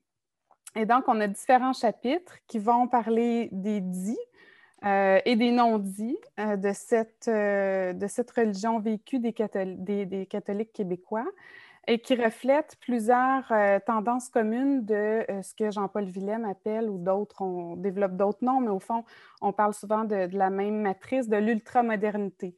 Quelque chose qui n'est pas propre au Québec ou à la France, mais qui s'y vit de façon particulière. Ou de la deuxième modernité, caractérisée par vraiment les logiques de l'incertitude et de la réflexivité systématique qu'on applique à la modernité elle-même. Ensuite, en refermant l'ouvrage, parce que je prendrai pas là, je reviendrai pas sur chacune des contributions non plus, je pense qu'on l'a fait amplement. J'ai eu l'impression, en fait, que, comme le montre la page couverture, qu'on m'avait chuchoté à l'oreille un récit à plusieurs voix. C'est vraiment ce qu'on ressent, à la fois les voix des chercheurs, des chercheuses et les voix des personnes que vous interviewez qui sont très respectées, je trouve, qui sont vraiment, dont on restitue le discours, le récit de manière tout à fait à même de respecter en fait leur intimité et leur manière leur propre lecture de la réalité. Et donc, je pense que c'est certainement la grande richesse de l'approche que vous avez choisi d'utiliser, qui se centre sur donc l'analyse narrative, l'identité narrative des participants et des participantes, la plus à même certainement de saisir le relief de leur propre réalité. Mais ce qui en fait sa force constitue peut-être aussi d'une certaine manière sa limite. C'est le cas avec tous les travaux d'ailleurs. Mais cela peut peut-être nous permettre de penser ou de dessiner ensemble des nouvelles voies pour poursuivre justement les travaux de ce beau chantier de recherche. Et donc, je vous propose d'aborder 3 pistes de réflexion pour la discussion dont on pourra certainement parler ensemble. 3 points. Donc, le premier, l'inscription dans le temps long. Le deuxième, le rôle performatif des discours sur la religion dans la fabrique du collectif, de la mémoire collective. Et le troisième, l'élitisme de la liberté en matière religieuse. Alors, d'abord, je voyais en lisant vos différents chapitres que, d'une certaine façon, en se collant ou en se superposant au récit des participants, l'approche de la religion vécue se projette peut-être un peu plus difficilement dans le temps long, qui forme la trame dans laquelle prennent place ces histoires de vie, notamment dans l'espace-temps de la tradition et de la modernité. Le recueil des projections de soi, en fait, qui est particulièrement riche, je le répète, mais devient une sorte de co-construction où l'analyse tend à restituer l'interprétation subjective de l'expérience individuelle. Je me demandais si peut-être cette approche pouvait parfois rendre plus difficile la révélation des non-dits. Y a-t-il des moments où des impensés au creux des discours individuels qui peuvent être plus difficiles à explorer avec cette approche pour guide? Se peut-il que l'accent sur les histoires de vie individuelles accentue aussi d'une certaine manière la situation de créativité ou d'innovation qui est observée par les chercheurs et ressentie de façon complètement authentique par les personnes interviewées, en s'attardant moins aux possibles continuités des expériences, des pratiques symboliques, notamment catholiques, mais aussi ce qui peut en découler en termes de reconstruction. En lisant le livre, j'ai aussi pensé beaucoup aux travaux antérieurs qui avaient été menés au Québec dans la tradition des sciences des religions, en particulier au travail de Colette Moreux, qui a documenté dans les années 70 la modernisation religieuse qui s'était traduite chez les Douzevilliennes, en fait, qui étaient les Louisvillois, Louisvilloises, par ce qu'elle appelait un effritement sans douleur des structures de crédibilité. Cette mise en lien avec le travail de Moreux, par exemple, parmi d'autres, pourrait peut-être contribuer à mettre en perspective certaines continuités au plan religieux, parfois euphémisées dans les narrations individuelles qui se centrent nécessairement sur une expérience plus intime. C'est le cas, entre autres, je donne un exemple du travail de Moreux, qui date quand même d'une 50aine d'années. Le travail a été publié en 82, mais les entretiens et tout ça ont été réalisés au début des années 70.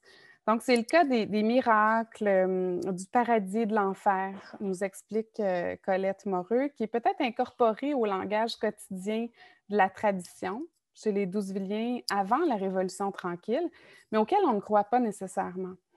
On va le dire parce que ça fait partie de la forme, mais ce n'est pas vraiment quelque chose avec quoi il n'y a pas de négociation. Il y a souvent des reculs, de la distance et tout ça.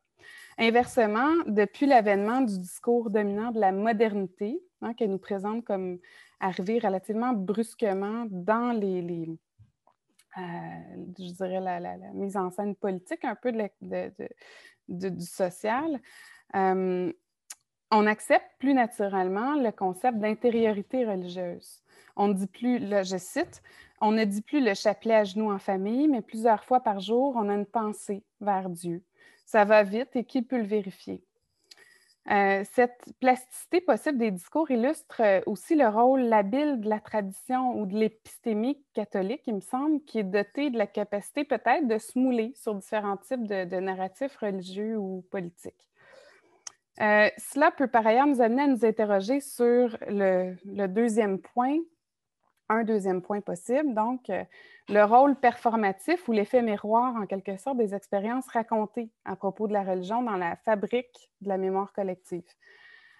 L'assemblage des textes des textes de l'ouvrage converge en effet dans la restitution d'une image qui est centrée sur l'autonomie, le bien-être individuel, mais c'est en même temps les données qui ressortent de l'ensemble des travaux qui sont effectués sur cette question-là, y compris les miens, qui se penchent sur des aspects qui sont aussi connectés aux vôtres.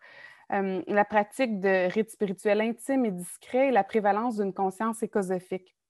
Une perspective qui atteste plus qu'elle ne questionne le clivage tradition-modernité rapporté dans les interviews, parce que c'est rapporté de telle sorte par les personnes qui en parlent aussi.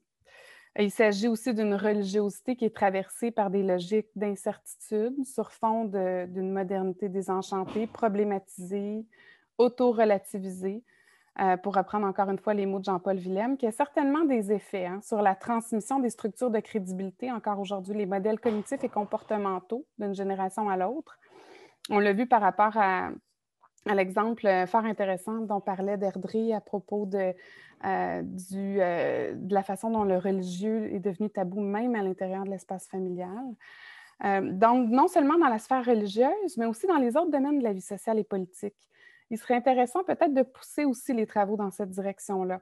Je reviens à Colette Moreux parce que c'est celle que j'ai eue en tête en lisant le livre. Elle décrit dans les années 70 donc des Québécois qui se laissent dériver de plus en plus dans son vocabulaire vers leur pente naturelle, sous l'effet de la sécularisation. Elle montre qu'effectivement, la sécularisation aussi, ça change nos comportements religieux, mais ça change aussi plusieurs autres choses parce que ça dessert le carcan en général des contraintes sociales.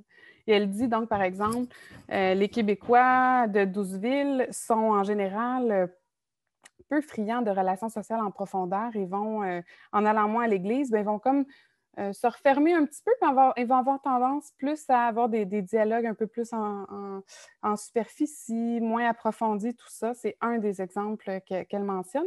Mais je me disais, c'est ce qui, selon elle, fait en sorte qu'il y a une forte réceptivité au nouveau discours de l'autonomie et de l'affirmation individuelle chez eux. Et je pense à d'autres ouvrages contemporains qui abordent un peu ces effets autres de la sécularisation sur le social et le politique, comme au travail dans le contexte américain de Daniel Compton, qui vient de publier sur, en fait, les hypothèses revisitées un peu qui pourraient expliquer la brusque désaffection des Américains blancs de classe moyenne de l'État-providence. Selon lui, c'est peut-être pas seulement une affaire de conviction ou d'essor brusque des droites religieuses aux États-Unis, mais peut-être aussi un effet de l'érosion des autorités traditionnelles, des autorités protestantes traditionnelles qui, tout d'un coup, jouent beaucoup moins leur rôle de régulateur des valeurs sociales et politiques et qui font que, tout d'un coup, les Américains ont plus la possibilité, la liberté de peut-être se détourner ou penser à autre chose qu'à l'État-providence et à l'aide de leur prochain. Donc, c'est un petit peu de voir comment, puis ça a été évoqué à la fin du texte de Meunier, Perrault et Wilkin-Laflamme, entre autres, comment on peut penser les effets de cette nouvelle matrice-là qui s'est transformée sur nos comportements politiques, nos comportements sociaux. Bien sûr en matière de laïcité, mais sur même peut-être nos régimes de vérité. Il y a certainement des choses intéressantes à creuser de ce côté-là. Et troisième point, les récits recueillis forment une parole qui se conforme visiblement aux normes implicites en matière de religiosité. Il y a toujours une pression à s'exprimer d'une certaine manière ou d'une autre, en général quand on parle. Et on le voit, je pense, même dans la situation privée par rapport aux religieux. Mais au-delà ou par-delà cette parole, Deirdre Mintel évoque bien l'invisibilité normative qui agit de manière sélective en visant généralement les lieux de culte non institutionnalisés ou les manifestations externes de la foi. Mais si cette pression à l'invisibilité cible plus les croyances ou les pratiques hors de la majorité de culture catholique, bien, Deirdre Mintel montre bien que ce n'est pas parce que ces croyances plus marginales par rapport au centre ne se retrouvent pas parmi les membres de la majorité. Elles seraient simplement plus cachées. Et donc, en creusant, peut-être de ce côté-là aussi, on pourrait peut-être voir que ce qui est considéré dans le sens commun comme des pratiques extrêmes peut aussi se retrouver au centre. Et vice-versa, les extrêmes au centre, le centre aux extrêmes, et revoir notre conception de la majorité peut-être de façon plus hétérogène. Et ça me faisait penser au fait que les valeurs post-matérialistes ou de liberté, en référence à Engelhardt, 1976, dont parle, il me semble, c'est Julia ou dans son texte, qui sont exprimés dans plusieurs récits, traduisent peut-être un nouveau champ de vision aussi élitiste, peut-être plus normatif que réel parfois, qui tend à exclure d'autres valeurs. Le même auteur parle de valeurs aussi matérialistes ou de sécurité. Liogé en parle aussi, Raphaël Liogé, dans le contexte français par rapport à la laïcité, mais ces valeurs-là sont peut-être plus associées au plan socio-économique à certaines postures religieuses qui sont perçues comme plus problématiques. Donc, peut-être un autre élément aussi à garder en tête. Le fait qu'on se projette d'une certaine façon, mais on n'est peut-être pas toujours parfaitement arrimé à cette projection idéalisée. Et enfin, comme Valérie Aubourg l'indique bien en postface, ce qui caractérise le cas du Québec, c'est certainement, entre autres choses, la rapidité avec laquelle la sécularisation s'y est opérée. C'est aussi ce que Colette Moreux observait à partir de son laboratoire d'Ouzevillers, en montrant que, j'ouvre la parenthèse, le guillemet, pardon, les groupes sans passé culturel ou hégémonique fastueux qui ne se sentent ni responsabilité ni intérêt dans un quelconque déroulement historique, téléologique, n'opposent ni nostalgie ni crainte au courant qui les porte.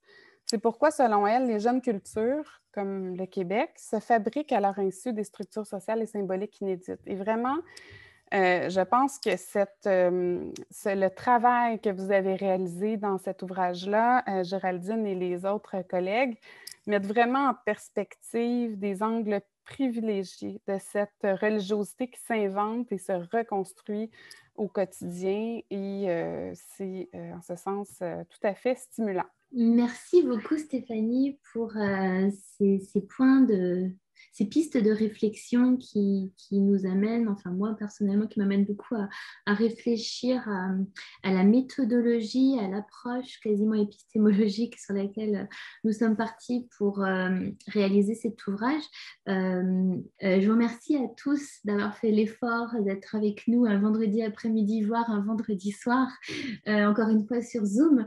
Et puis, écoutez, je vous souhaite une bonne après-midi, un bon week-end et encore merci pour votre lecture de l'ouvrage ou pour votre participation à cet ouvrage qui a été très enrichissant et qui a ouvert plein d'idées nouvelles et de futures collaborations sans doute.